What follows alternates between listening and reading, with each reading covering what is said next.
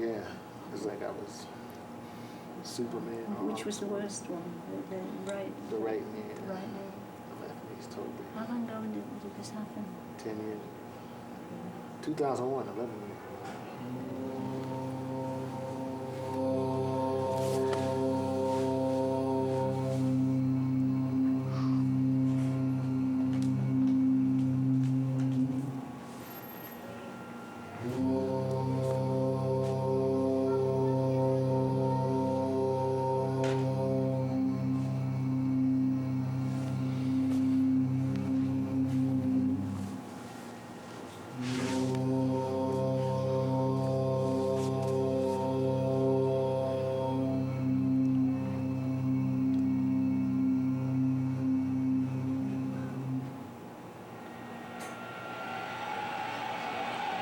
Welcome to Yogaxpress, your virtual stretch clinic that helps you move the body to still the mind.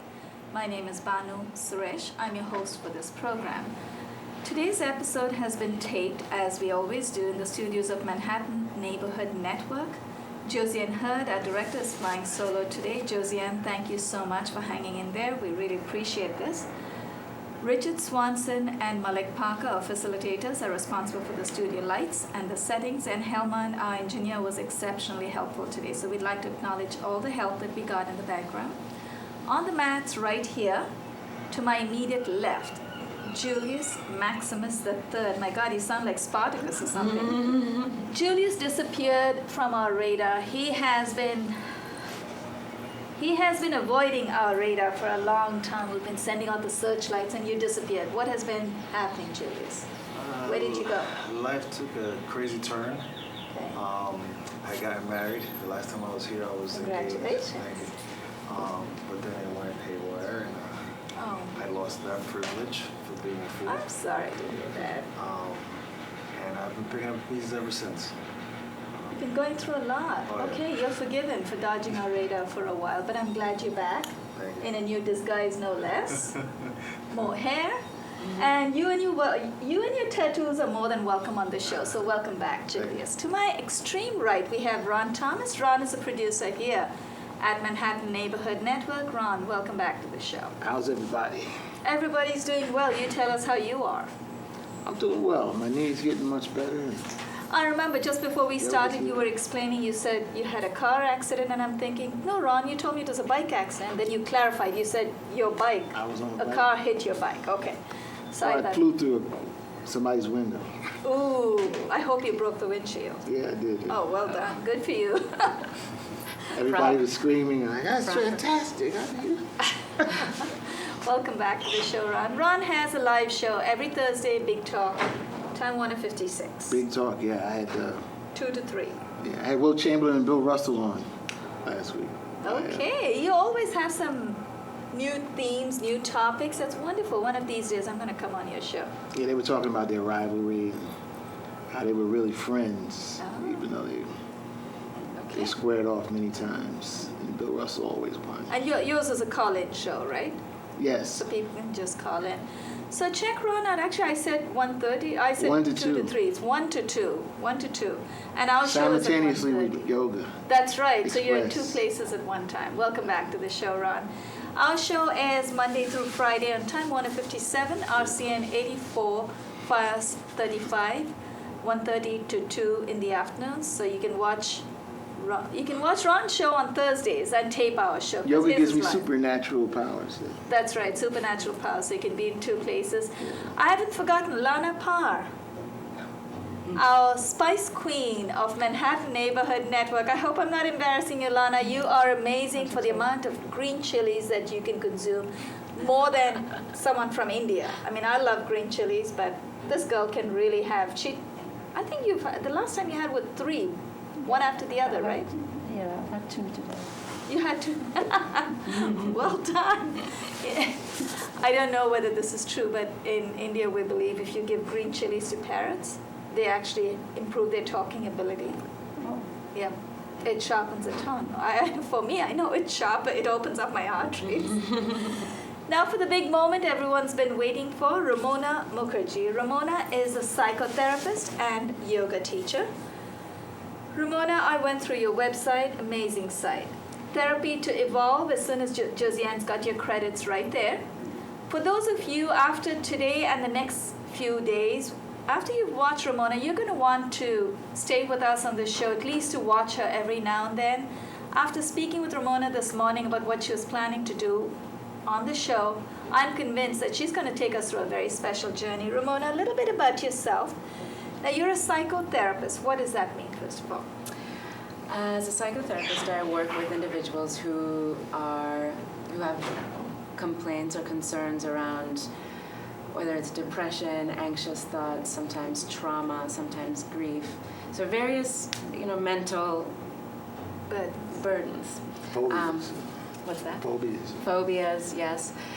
Phobias, fear. There's many levels, and then all of this, of course, kind of oozes into our relationships. So sometimes it can cause dysfunction in You need to see. relationship, I'm listening. whether it's with our family members or with our spouses. And so as a psychotherapist, what I do, my role is to assist someone in sorting out what it is that might be triggering them, what might be causing this mental burden, this discomfort, and then finding freedom from it.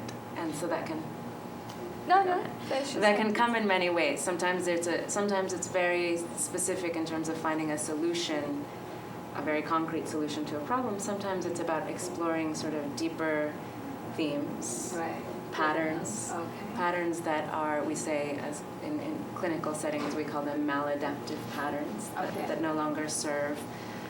There's a source. There was a time maybe in life where it made sense to react in this way, but that time has passed and we're still reacting. We're still frozen in this negative way of reacting. Right. And- That happened It to me. shouldn't matter too much anymore. Right, so you want to evolve out of it Right. and find new patterns that do serve you so that you can be dynamic and be free in Before we started taping today, I heard you mention the word neurons. So what's happening when we have moments like that, those kind of depressive, manic moments? What is happening in our brain?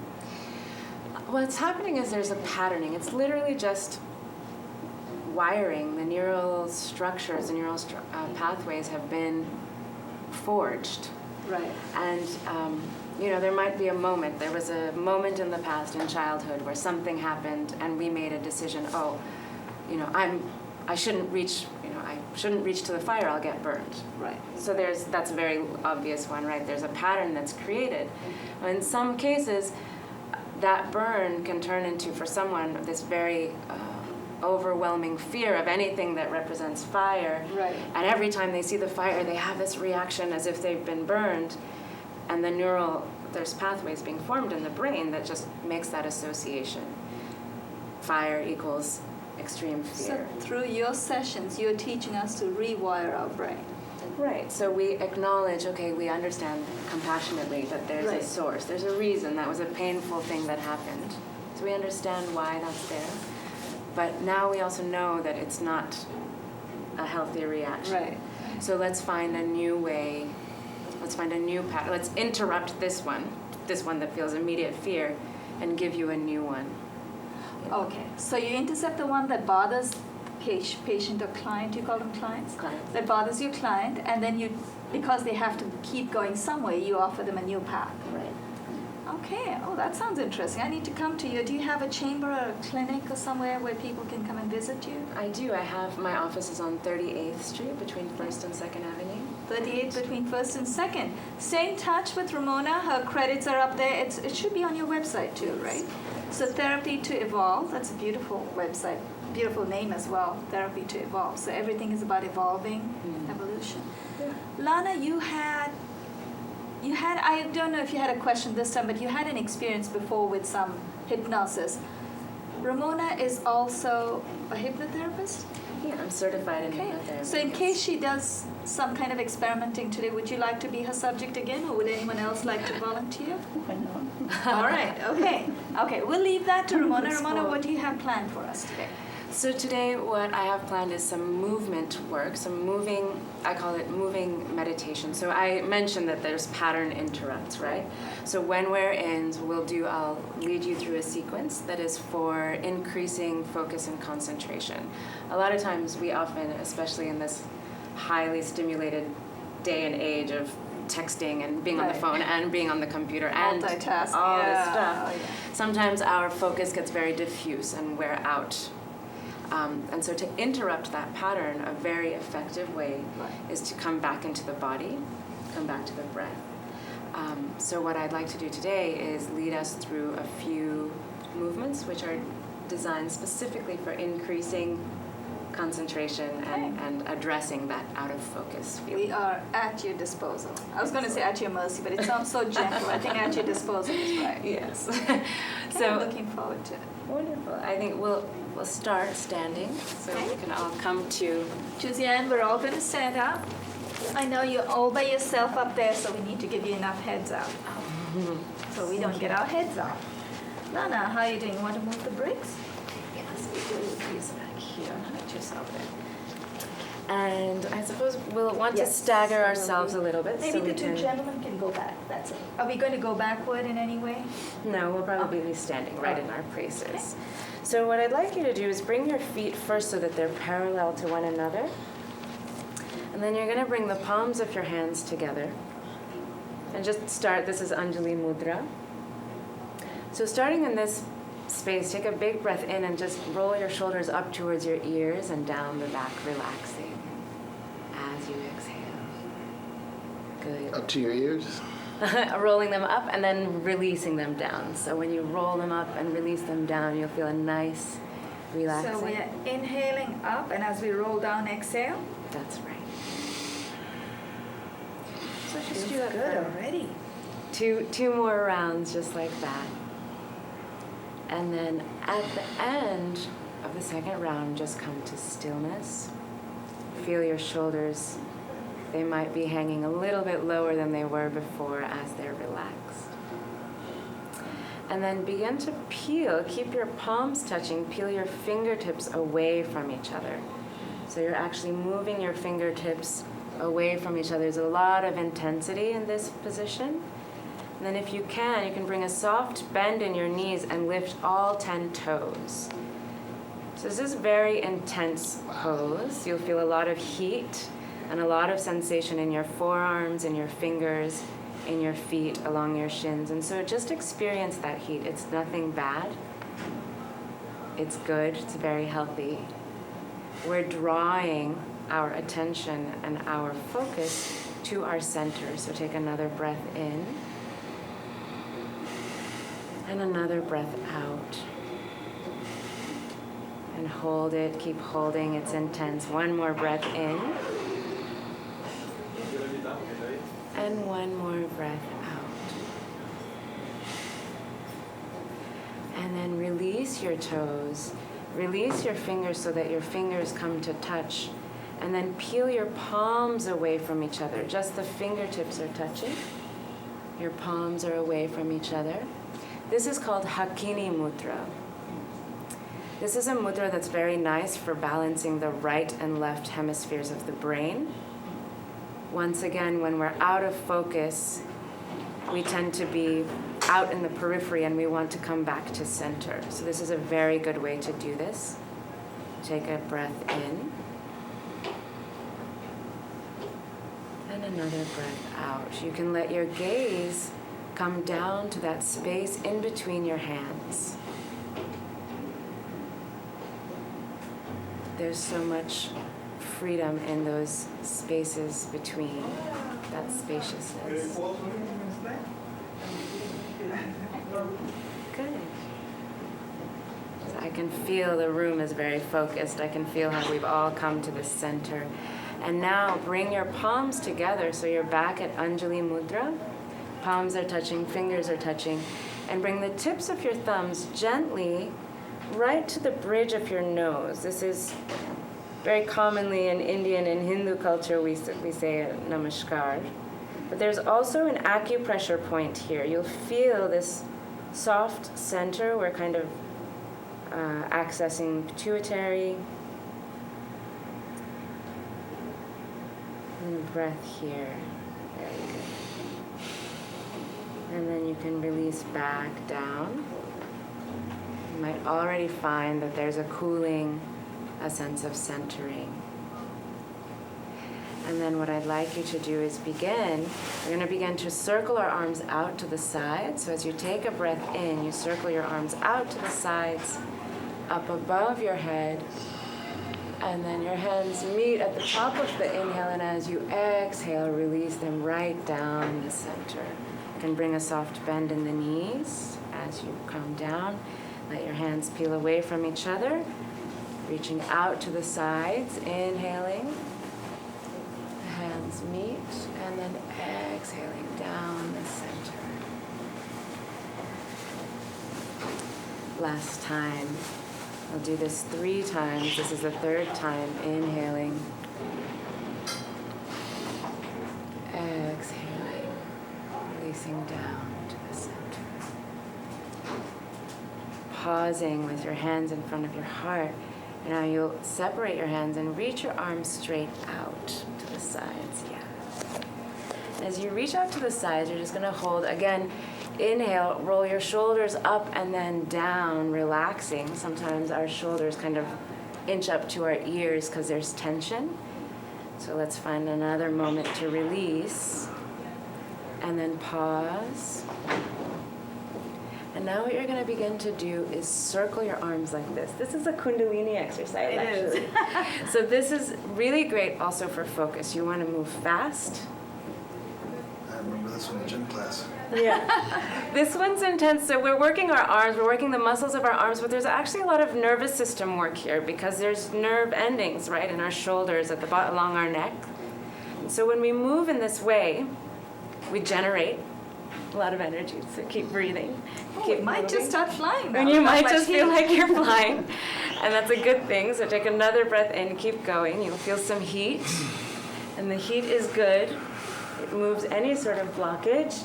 Another breath in, another breath out. And then you can slow it down and bring your left hand to your heart. Your right hand is going to come to Gyan Mudra. Index finger and thumb come to touch. And then release your hand right by your side. So the fingers are directed upwards. Chime into the beat of your heart.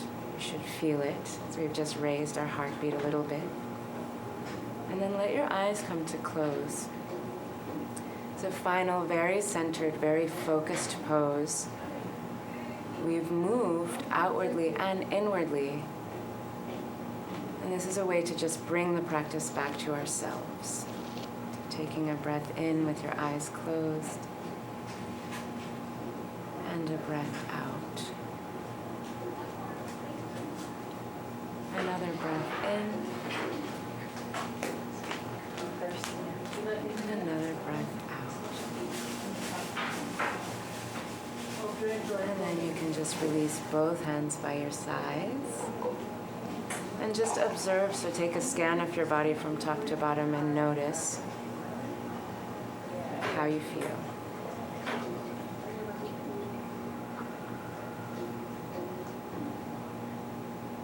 And then when you're ready, you can come out of it. And I invite any... That was Any good. thoughts? Very nice experience. Actually, we do have. Are we doing any more standing stuff, or shall we sit down? We may have some questions for you. We can sit for some questions for this. All right. Yeah. First, I'm going to let our other participants, because I know I have a million questions already. But Ron and Julie's. Oh, I felt it in my back. You did? Yeah, In your back? In a good way or a back here, yeah. As in, did you Tension feel it in release. discomfort Tension or release. a tension release? Maybe also, he's talking about tension release, but also maybe your chakras are moving. Yeah, I was lifting weights this morning, so I was like, Oh, you were lifting weights. Okay, so you needed this release anyway. So you needed this workout, especially the flying part, right? yeah, I couldn't do that. I was doing this morning. Julie's, how do you So you feel? felt it. I feel very good. I woke up this morning with a little tension here, like a pinched nerve. Right. So when I remembered about the class, I said, I'm definitely You're there. for more than one reason, of course. But I wanted to get some relief, and that felt pretty good. Felt good, didn't it? I especially liked that part, and I was really thinking, okay, I'm ready to fly now because I'm building up speed over there. But that felt good. It felt amazing. I noticed too that you asked us only to move forward. Or were we supposed to go backward also?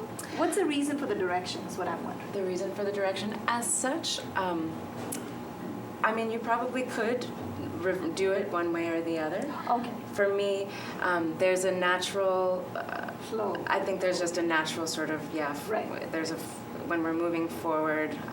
For me, the movement of that just seems.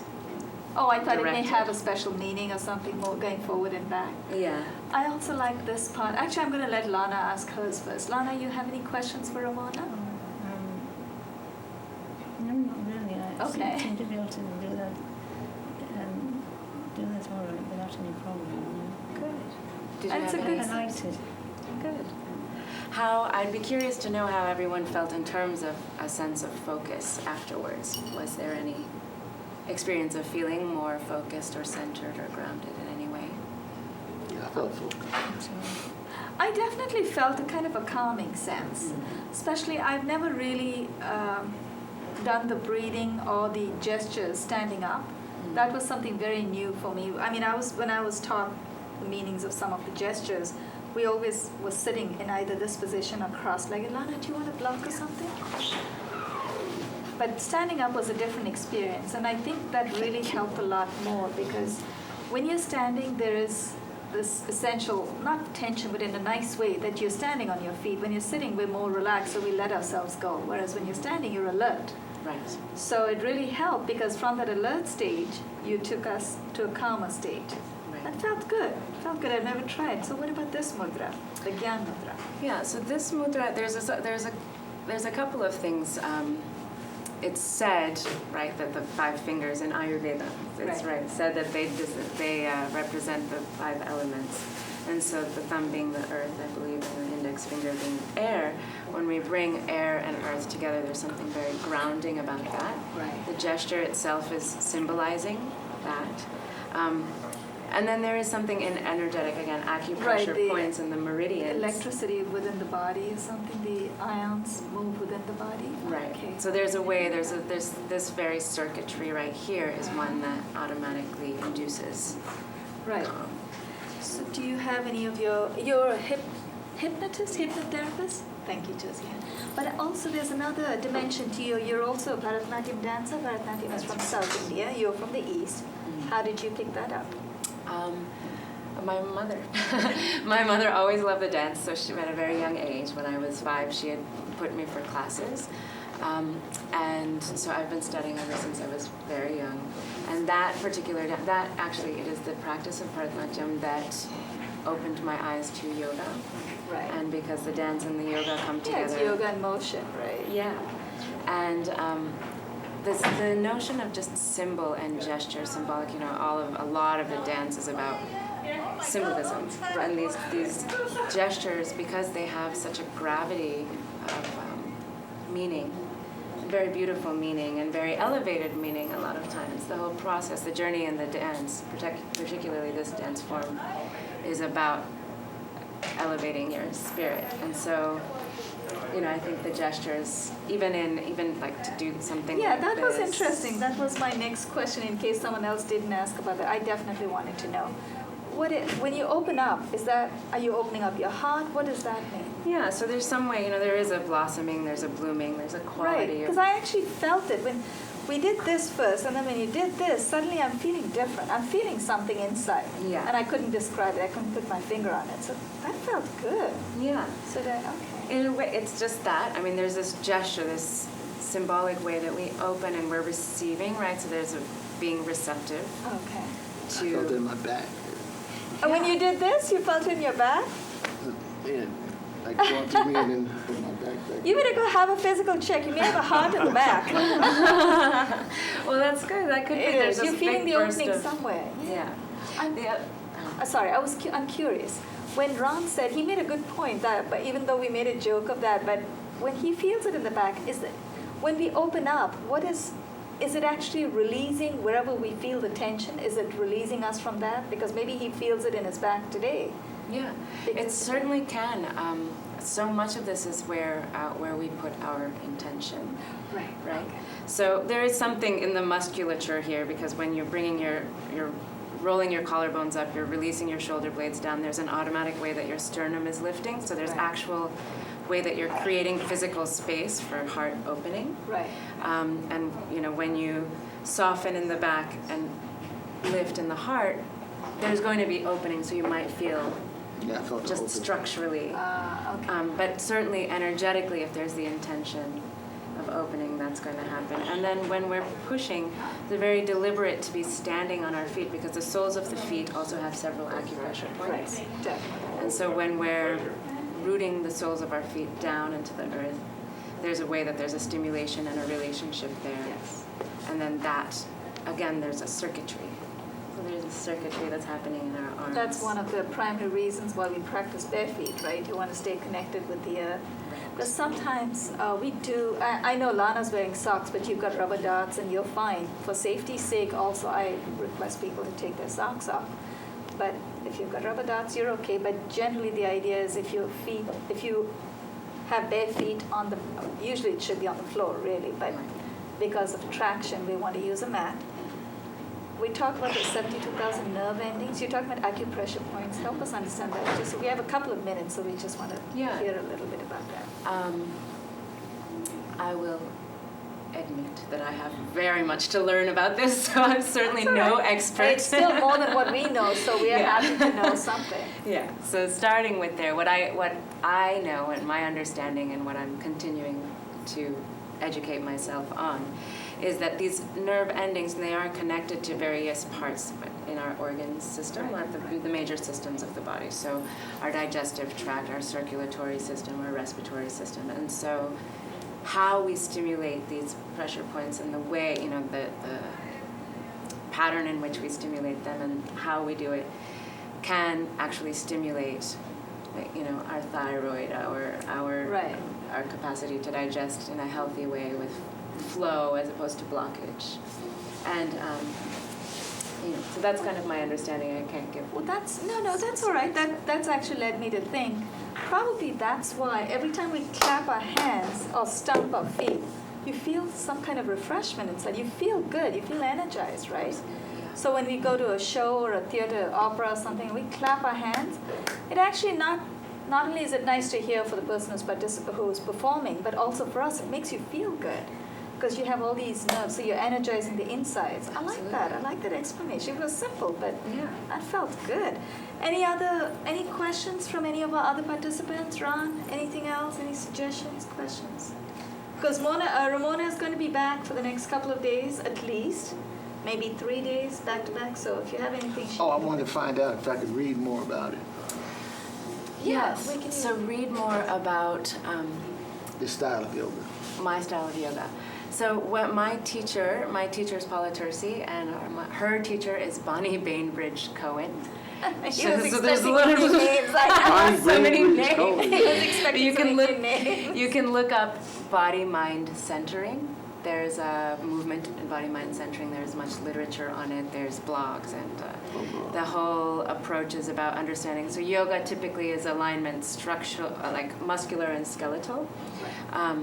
But the way she approaches is, again, looking at all of the organ systems so that we can, understand twists from twisting on our liver side or our stomach side, and how there's a detoxification that happens in our digestive tract. Or,